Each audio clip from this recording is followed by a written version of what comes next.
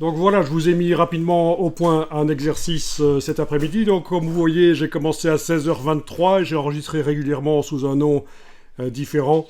Et j'ai terminé à 17h27.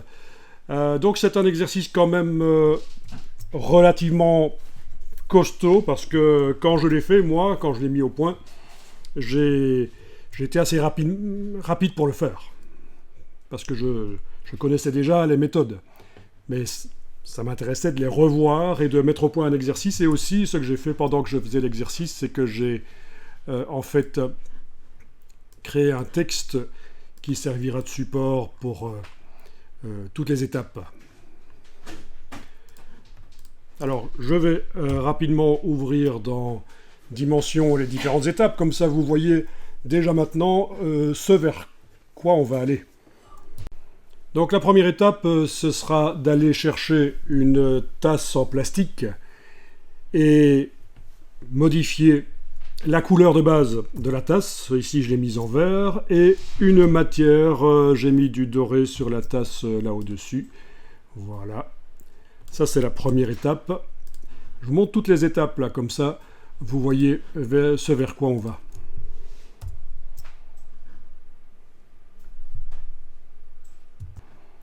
Alors avec un outil baguette magique, on va voir qu'il est possible sur un objet, parce que le couvercle de la tasse est un objet, le bas de la tasse en elle-même, est un autre objet. Il y a deux objets. C'est ça qui est particulier avec la tasse, c'est qu'en fait c'est une combinaison de deux objets qui sont groupés. Eh bien on va voir qu'avec la baguette magique, on peut éventuellement aller mettre sur une partie d'un objet une matière différente du reste. Voilà, donc une matière différente du reste, comme de la peinture rouge dans ce cas-ci, sur le dessus de la tasse. Alors, c'est discutable comme design, évidemment, mais voilà. Ça fait assez Noël, en fait, finalement.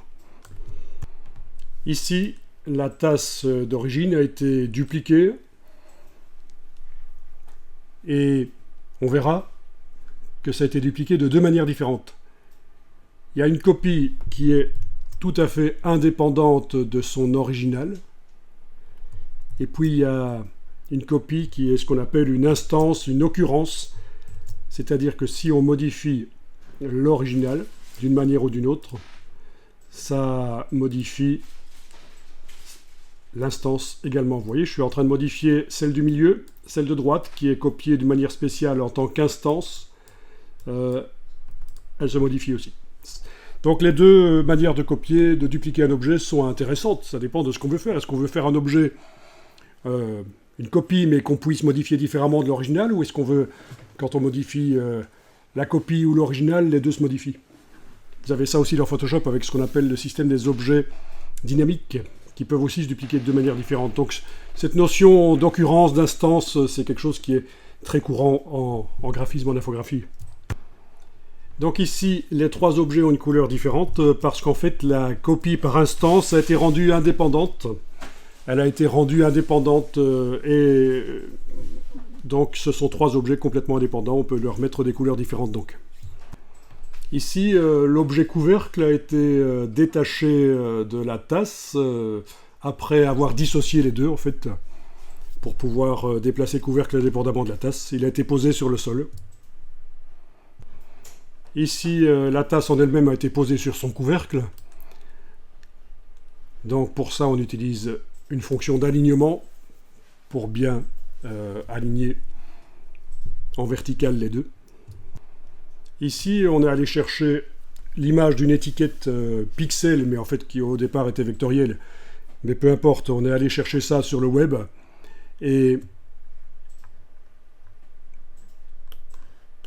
on l'a importé sur la tasse. Donc c'est une étiquette ronde. Évidemment, elle est déformée sur le gobelet, mais c'est une étiquette ronde. Du noir et du blanc, tout simplement. Ici, sur l'autre tasse, on a mis la même étiquette avec les mêmes paramètres d'agrandissement, oui, parce qu'on a pu évidemment choisir la dimension à laquelle on la met sur la tasse. Donc je vous rappelle un peu le principe de Adobe Dimension. C'est qu'au niveau packaging, ça permet de faire des projets de packaging. Après, il y a un spécialiste du packaging qui va vous épauler dans votre métier, qui va faire en sorte que le packaging soit réalisable techniquement. Donc ça, c'est vraiment tout un métier, le packaging, la réalisation de packaging. Il faut bien comprendre que dans Dimension, c'est pour faire des projets de packaging. Donc techniquement, vous êtes très libre en fait. Après, on va vous dire, tiens, si tu fais ça, ça améliore un peu le design, mais ça triple le prix, par exemple. Voilà. Donc si je vous dis ça, c'est parce que j'ai rencontré dernièrement, et je rencontre régulièrement des gens qui font du packaging, qui se lancent dans le packaging, mais veulent tout faire eux-mêmes, quoi.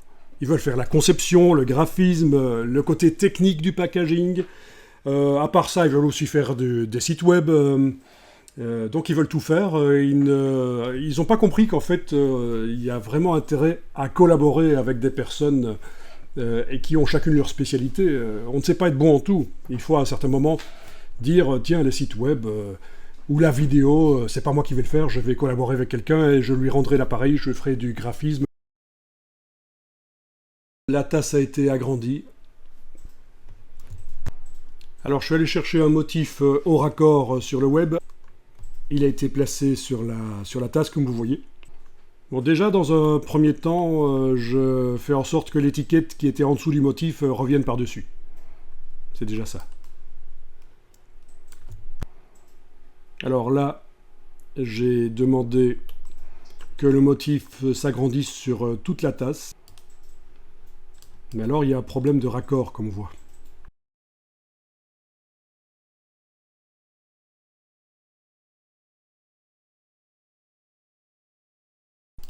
Voilà, le motif encore plus petit. Voilà, ben remarquez que les autres tasses, elles sont toujours là, en fait, mais elles n'apparaissent pas, elles ont été masquées. Voilà, si je les fais réapparaître, elles sont toujours bien là, mais elles ont été masquées, en fait. Donc là, ça a été dupliqué, comme vous voyez, et il va y avoir une variante sur l'étiquette. Comment faire rapidement une variante sur l'étiquette sur une des deux tasses. L'anneau ici va être d'une autre couleur, donc ça va être travaillé dans Photoshop et il va y avoir une mise à jour de l'image dans Dimension. Voilà, l'image a été modifiée dans Photoshop et cette tasse-là a donc une couleur différente de l'autre.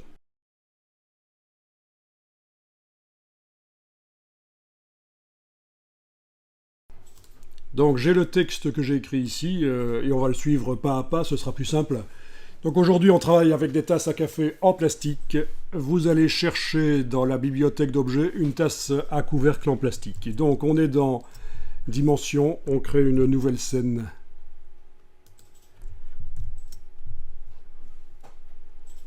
Et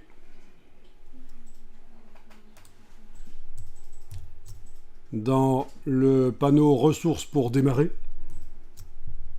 Si vous ne le voyez pas, je vous rappelle qu'il faut cliquer sur le petit signe plus ici.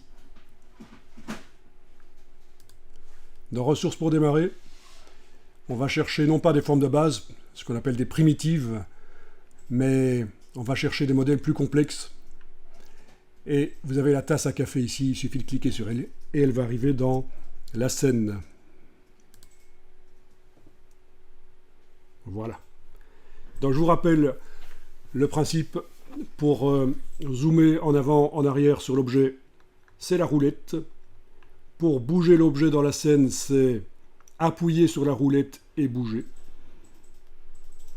À tout moment, la touche F sur le clavier montre l'objet en grand.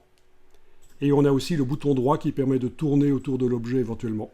La rotation. Voilà. Donc, roulette pour zoomer en avant, en arrière. Appuyer sur la roulette pour panoramique.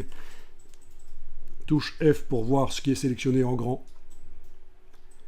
Bouton droit pour la rotation. Donc, vous allez, après ce petit rappel des fonctions de navigation vues au premier cours, vous allez enregistrer le fichier sous le nom tasse-01.dn.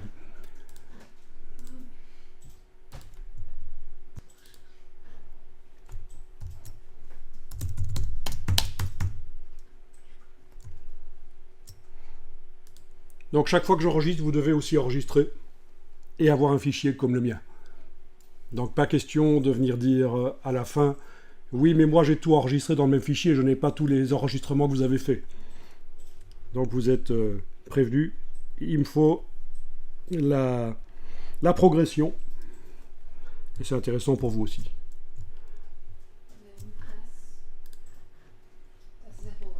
TAS-01, voilà.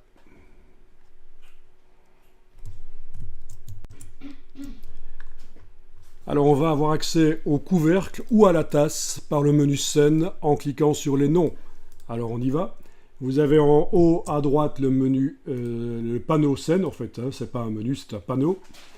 Vous avez la tasse à café et vous voyez qu'on a deux objets, soit la tasse, soit le couvercle.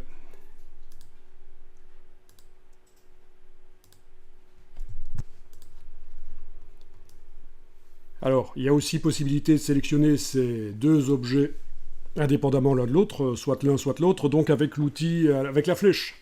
Mais il va falloir désactiver la sélection groupée. Alors, je vous montre la flèche que vous avez là. Si vous cliquez sur la tasse, c'est la totalité de la tasse qui se sélectionne. Ce n'est pas un des deux objets qui composent la tasse.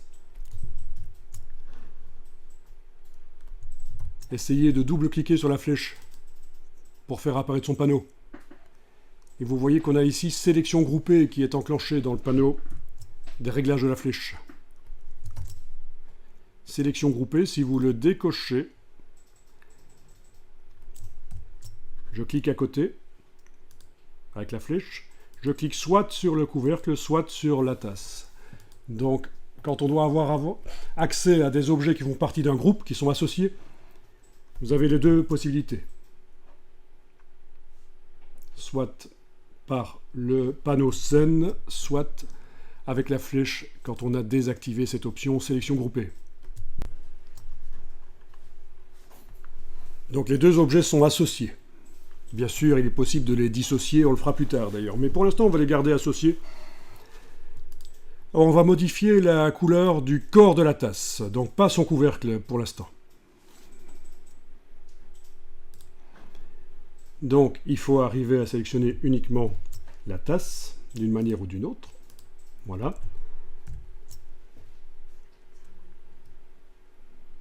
Vous avez ici le panneau Action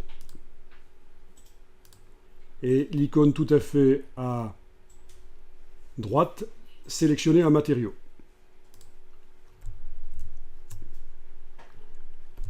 On a propriété couleur de base, on va cliquer sur la couleur de base.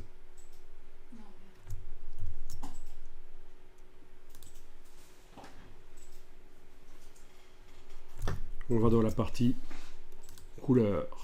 Voilà. Donc je vous laisse choisir la couleur de tasse que vous voulez. Touche Escape pour enlever le panneau. Donc je vous rappelle, on a sélectionné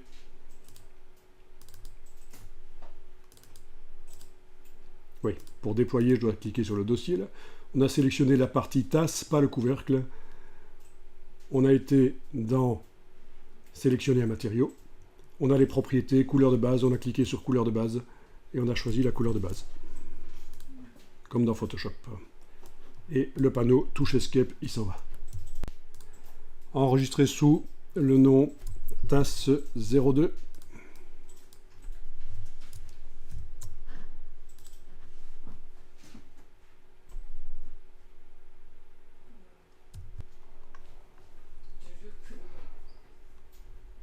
Alors, on va remarquer que dans les outils flèches, puisqu'on est allé voir le panneau avec des options de l'outil flèche, on a l'activation uniquement du gizmo de déplacement, ou du gizmo de rotation, ou du gizmo de mise à échelle. Parce que le gizmo habituel, comme vous le connaissez, donc ces petites flèches, cet enchevêtrement, quand on sélectionne la tasse à café, donc les deux objets, on a cet enchevêtrement, mais c'est pas toujours très simple, parce que tout est en un là. Donc on va aller voir qu'on peut activer des choses spécifiques dans l'outil flèche. Alors pour ça, vous double-cliquez sur la flèche. Et là, vous voyez que vous avez, si vous cliquez là-dessus, uniquement le gizmo de déplacement.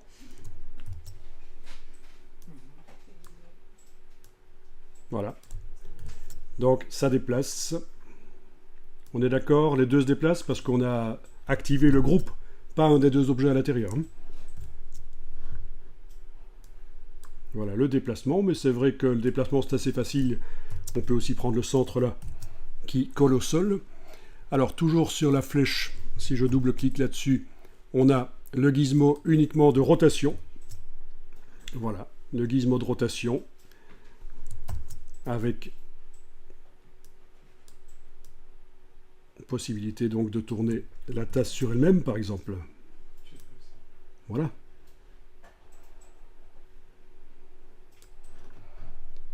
Toujours en double-cliquant sur la flèche là, on a le troisième gizmo de mise à échelle. Bon, ici, je ne vais pas le faire, mais vous avez compris. Donc ça, c'est intéressant de savoir que ça existe.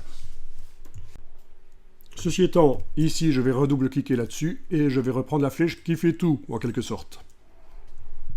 Avec le gizmo qui montre tout. Et qui est parfois un peu complexe à manipuler. Et je continue. Vous allez appliquer un matériau de base différent sur le couvercle et sur la tasse. Donc la tasse, c'est déjà fait, le matériau. Et ici, on va mettre... Je vais mettre, moi, un matériau doré brillant. Attention, matériaux de base, on ne va pas aller chercher les matériaux substances qui sont complexes. Matériaux, ici, de base, pas substance. Voilà. Donc, pour ça, vous devez sélectionner... le couvercle, cette fois-ci. Voilà, couvercle. Et dans les matériaux ici, je vais, moi, aller chercher le brillant, le laiton, par exemple. Voilà.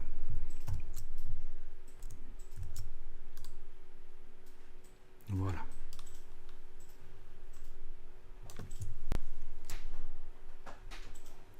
Alors, vous allez enregistrer des vues de caméra et vous allez passer rapidement de l'une à l'autre. Et je rappelle ici que CTRL-Z, c'est pour toute modification dans Adobe Dimension, sauf pour annuler un changement de position. Je vous l'expliquerai juste après. D'abord, on va enregistrer des vues de caméra et passer rapidement de l'une à l'autre. C'est pratique, ça. Donc, vous avez une vue sur votre objet, une certaine vue. D'accord ? Vue de haut, par exemple, ici. Eh bien, vous avez l'icône ici de la caméra avec une étoile. Vous cliquez là-dessus. Vous allez pouvoir ajouter, avec le petit signe plus, là, une vue. Voilà. La vue actuelle est enregistrée et je vais taper vue de dessus, par exemple, juste pour me souvenir de ce que c'est. S'il fallait renommer, bien sûr, on double-clique. Ensuite, je vais faire une autre vue. Donc, clic droit pour la rotation. Je vais zoomer en arrière avec la roulette. Voilà. J'appuie sur la roulette pour le déplacement. Enfin, tout ça, vous connaissez. Je vais appeler ça vue de loin. Donc, j'appuie sur la petite caméra et le signe plus. Et j'appelle ça vue de loin. Voilà. Et donc, on peut passer de l'une à l'autre très rapidement. C'est pratique. Ça permet d'aller travailler proche d'un objet, éventuellement, et puis de voir ce que ça donne, la vue d'ensemble, les changements qu'on a fait sur l'objet, ce que ça donne dans la scène complète. Mais bien sûr, ici, il n'y a qu'un objet, donc ce n'est pas très intéressant. Ça s'enregistre avec le fichier, bien sûr, ces vues de caméra. Quand on ferme le fichier et qu'on le réouvre, on les retrouve. Donc, quand on fait des mouvements de caméra, et là je le fais manuellement avec la touche droite de la souris, voilà, je m'approche avec la roulette, voilà, on fait des mouvements de caméra. Si on veut annuler les mouvements de caméra, mais c'est pas CTRL-Z, parce que CTRL-Z c'est uniquement quand on fait des modifications sur les objets dans la scène. Je vous rappelle, et on l'avait déjà dit au premier cours, Pour annuler les mouvements de caméra, vous avez l'icône ici. Aller en arrière. Et puis, dès que vous serez allé en arrière, cette icône-là, aller en avant, dans les mouvements de caméra, va forcément devenir active. Donc je vais en arrière. Voilà, ce sont les derniers mouvements de caméra que j'ai fait. Puis maintenant, je vais en avant. Et c'est totalement indépendant des mouvements de caméra, des positions de caméra qu'on a sauvegardées avec l'autre icône ici. Donc c'est totalement indépendant en fait. On peut utiliser le CTRL-Z des mouvements de caméra, même si on n'a pas fait enregistrer certains angles de caméra précédemment. Donc c'est un petit rappel ici de quelque chose qu'on avait vu. Ok, je vous rappelle que la touche F permet de mettre l'objet en grand au centre.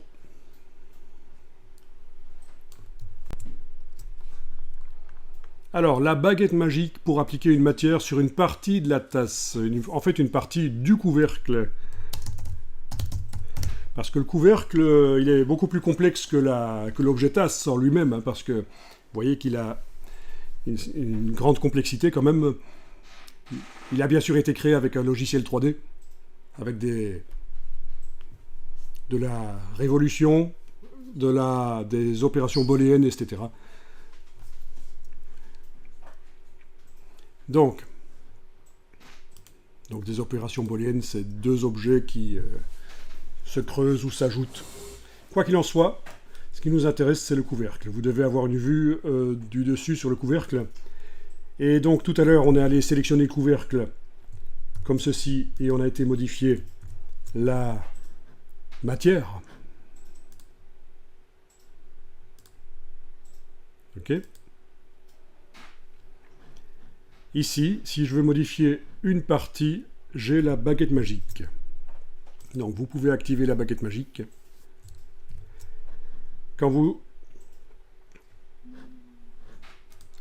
cliquez, vous voyez que ça sélectionne des surfaces. Voilà.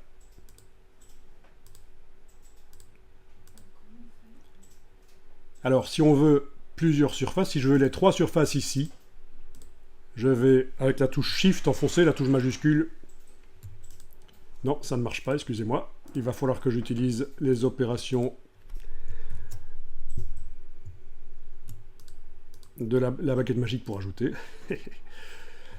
Et quand on passe d'un logiciel à l'autre, c'est pas toujours évident. Je double-clique sur la baguette magique. Voilà.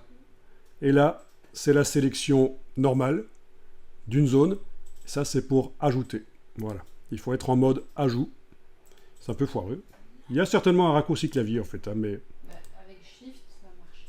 Avec Shift, ça marche chez vous? Oui. Ah, ben c'est que... En fait, j'ai 2 claviers connectés à mon ordinateur. C'est peut-être ça, en fait. C'est un truc bizarre, parce que j'ai un deuxième clavier... Enfin, je ne vais pas expliquer pourquoi j'ai 2 claviers connectés à l'ordinateur, mais je vais essayer avec l'autre clavier, tiens, pour voir si ça fonctionne. Est-il toujours connecté? Alors, je clique sur... Oui, évidemment, il faut que je repasse en mode normal, là, et je vais tester pour la touche Shift, en fait. Donc, si je sélectionne uniquement cette partie-ci, avec la touche Shift... Ah oui, ça marche. Bon, c'est mon clavier qui foirait. Donc j'avais bon dès le départ, c'est logique. Voilà, oui, donc finalement, le double-clic sur la baguette magique et aller changer son mode de fonctionnement, addition, soustraction, ça n'a pas de sens, parce que on arrive avec la touche Shift à ajouter des zones, et avec la touche Option, la touche Alt, avec la baguette magique, oui, je l'ai. Hein? Ok.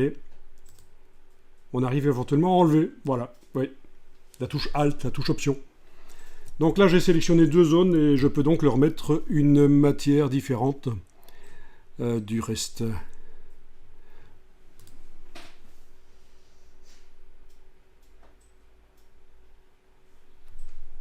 Voilà.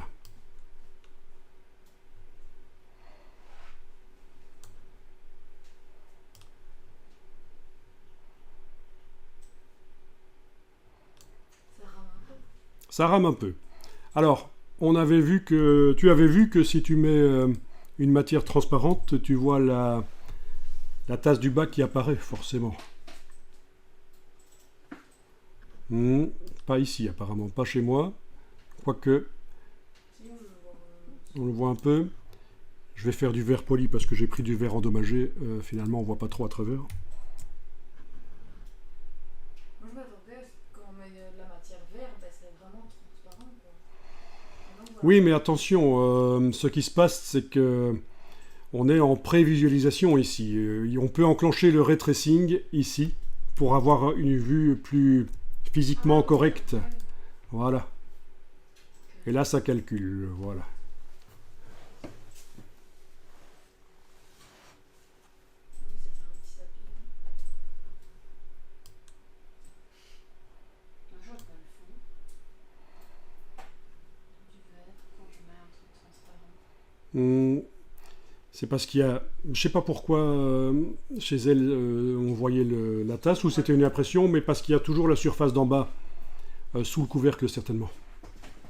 C'est toujours. On n'a qu'un côté du couvercle. Mais enfin, peu importe, de toute façon, ça n'a pas beaucoup de sens ici de mettre une matière transparente. Mais c'est un truc qu'on pourra tester éventuellement. Aller de l'autre côté du couvercle, sélectionner la surface et lui mettre aussi de la transparence. Bien. Oui, évidemment, je vais désenclencher maintenant le ray tracing rapide parce que ça rame encore plus. Et je vais enregistrer. Donc, TAS-03.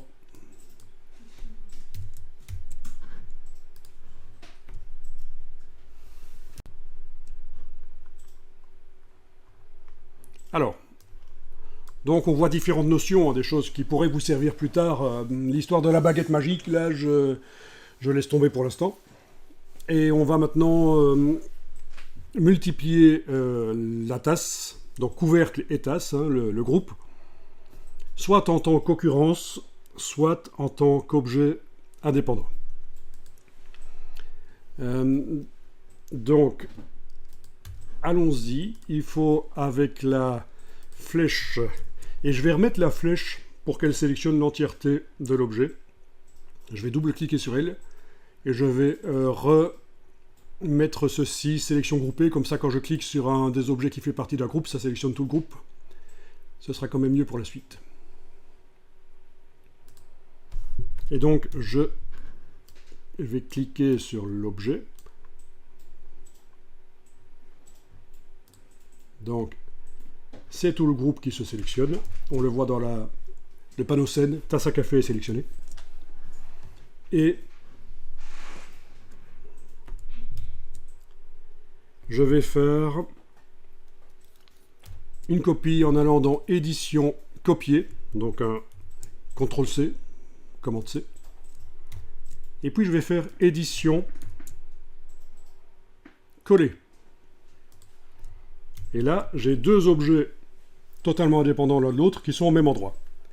Je vais à nouveau faire édition, coller comme occurrence. Et là, j'ai un objet qui est lié à son original. Donc il y a trois objets qui sont là.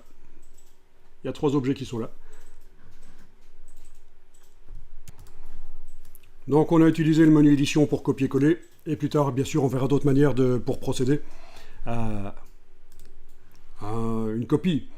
Quoi qu'il en soit, ici les trois objets sont au même endroit. Vous pouvez, mais d'ailleurs on les voit dans la scène, tasse à café 3, tasse à café 2, et puis si je fais agir la roulette sur le panneau, là, tasse à café. Donc il y a bien trois objets. Donc si je prends ça, et puis ça, voilà, il y en a bien trois. On va enregistrer ça.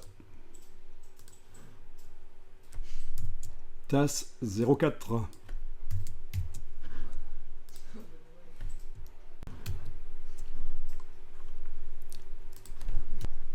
Donc on va tester l'application de matière sur le bas de la tasse, sur la tasse en elle-même.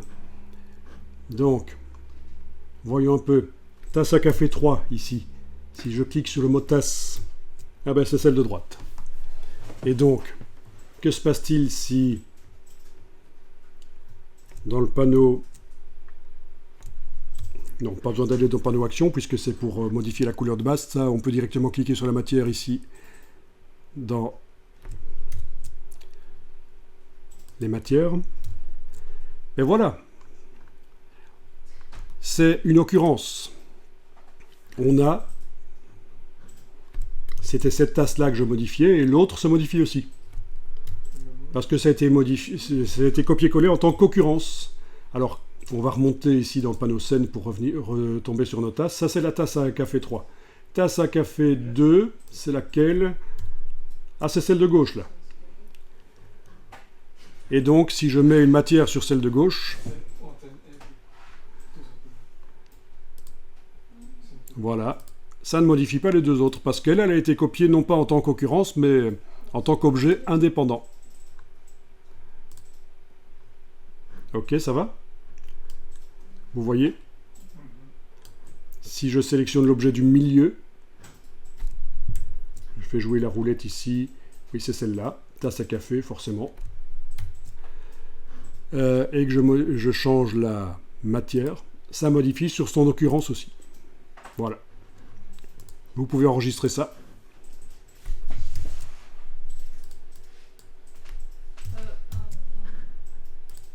On a la même chose dans Photoshop, donc avec les objets dynamiques. Ils peuvent être soit une copie indépendante, soit une occurrence. Et dans Illustrator, on a aussi quelque chose qui ressemble à ça, c'est ce qu'on appelle les symboles. On peut avoir plein d'objets qui ont l'air d'être indépendants, et en fait, quand on en modifie un d'eux, ça modifie tous. C'est le système des symboles qui est très pratique dans certains cas, dans Illustrator. Est-ce qu'il y a Alors, on va casser le lien d'une occurrence avec la ou les autres occurrences. Donc pour ça, il faut la couper, coller. Donc on sélectionne avec la flèche noire un des objets. C'est bien l'objet, le groupe qui se sélectionne, la tasse et le couvercle. Il suffit de faire édition, couper, donc un CTRL X, et puis édition, coller, donc un CTRL V. Et en principe, cet objet est indépendant de l'autre. Maintenant, voyons un peu ce qui se passe si pour cet objet, je sélectionne la partie tasse et je lui mets une matière. Ben voilà, elle est différente elle est indépendante maintenant. Donc c'est un peu stupide comme système. Je n'ai pas découvert, et apparemment j'ai fait des recherches, ça n'existe pas, comment casser la dépendance d'un objet par rapport à un autre, donc faire en sorte qu'il ne soit plus une occurrence. Le seul moyen, apparemment, c'est de faire un couper-coller.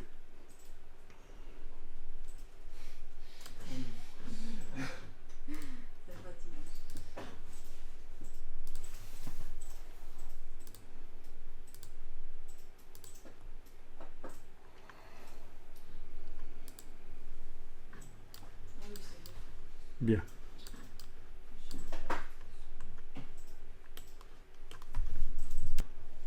Enregistrer le fichier. Tasse 06.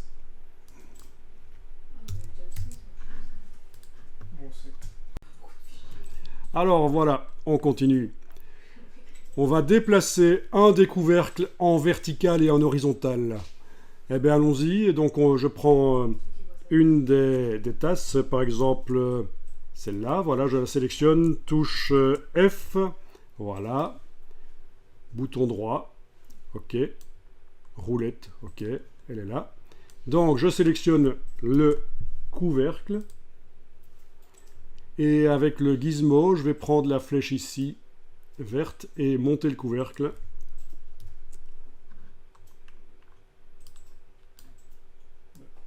Voilà. Je peux le déplacer, donc je viens de le déplacer en vertical, je peux également le déplacer en horizontal. Voilà. Évitez de le tourner, parce que on va devoir le poser sur le sol en fait.